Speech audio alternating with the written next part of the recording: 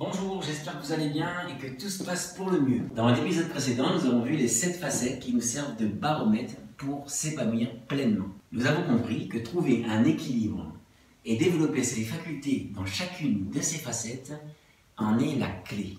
Ce que nous allons voir aujourd'hui, c'est la facette pour laquelle nous consacrons le plus de temps. Il s'agit de notre situation financière.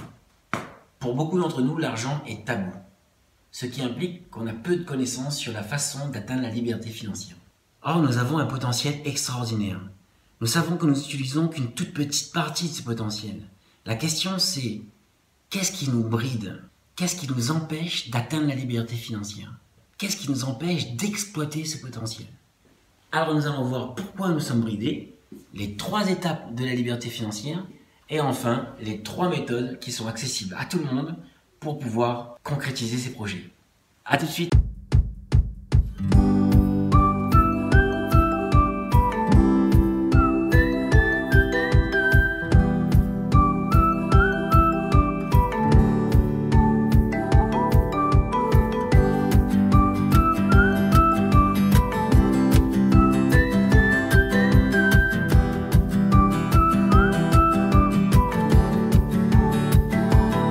Aux différentes étapes de notre croissance, notre environnement conditionne en grande partie notre façon de penser et d'agir.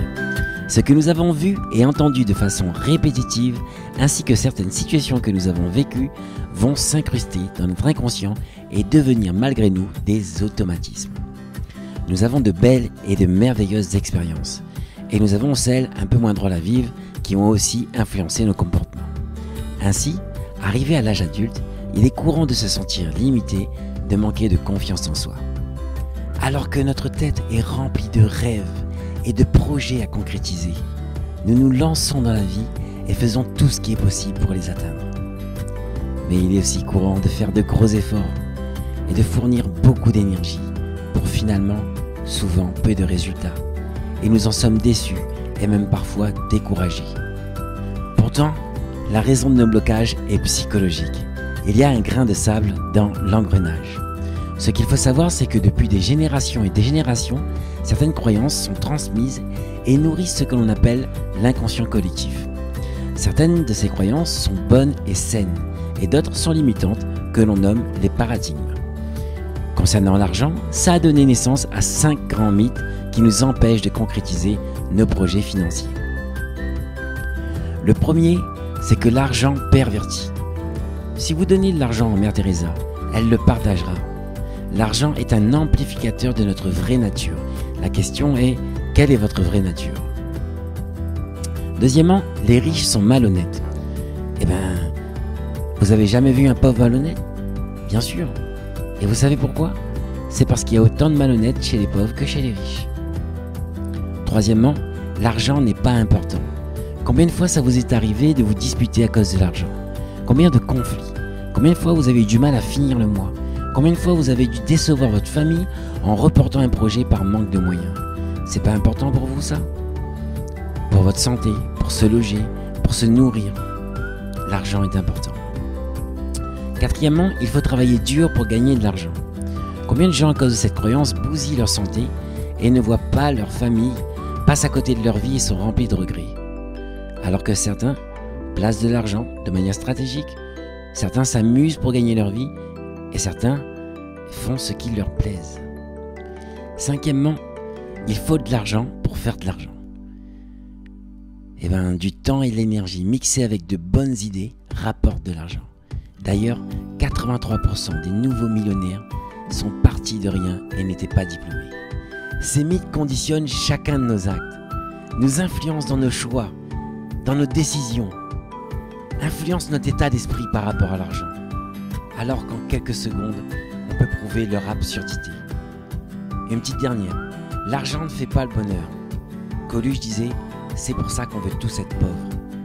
Alors prenons conscience que nous sommes dans un monde où c'est possible de faire du bien et de se faire du bien avec l'argent. Que si on désire au plus profond de nous atteindre ses objectifs, se sentir en sécurité financièrement, se sentir libre financièrement, c'est tout à fait légitime. Et pour ça, il y a 3 étapes à respecter pour atteindre la liberté financière. Tout d'abord, le but est d'identifier quels sont nos propres paradigmes concernant l'argent. Quels sont nos blocages psychologiques. Ensuite, reprogrammer son inconscient avec notre propre valeur de la vie, pas celle des autres. Il y a des techniques qui permettent de le mettre en pilotage automatique vers la liberté financière. Et ensuite, entretenir ses nouvelles croyances. C'est comme un jardin, il faut enlever la mauvaise herbe et l'arroser tous les jours. Et là, votre vie va changer. À tout âge, nous pouvons développer nos facultés pour atteindre nos objectifs. Pour reprogrammer notre inconscient en pilotage automatique, il existe plusieurs outils et plusieurs approches. Je vais partager avec vous 3 méthodes que je trouve faciles et simples à mettre en place et qui ont d'excellents résultats. La première est accessible à tout le monde. Elle est utilisée par exemple par les sportifs de haut niveau. C'est la visualisation. Il suffit de 10 minutes par jour pour avoir d'excellents résultats.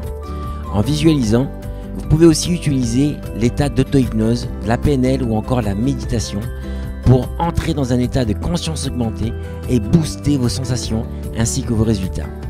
Sur une durée de 30 jours, utilisez la visualisation et trouvez sur le site internet des MP3 gratuits de manière à vous donner un meilleur confort pour utiliser la visualisation. Deuxièmement, nous avons les séances d'hypnose. Parfois, certains paradigmes sont bien incrustés et nous avons la possibilité de nous faire accompagner, ainsi se faire guider pour utiliser l'ensemble de ces facultés pendant une durée de 2 heures permet de régler les phobies et les peurs. Et bien sûr, nous avons le séminaire en immersion. Sur une journée ou un week-end, l'occasion idéale pour apprendre sur soi, découvrir et mettre en place des méthodes qui fonctionnent et profiter de l'énergie de groupe pour mettre en place de nouvelles aptitudes. Voilà, j'espère que ça vous a plu. Pour toutes les questions, c'est avec plaisir sur fabriceturbo.fr. Si vous souhaitez voir les prochains épisodes, abonnez-vous à ma page qui est devenue Fabrice Turbo s'épanouir. Et bien sûr, il y a ma chaîne YouTube. À très bientôt.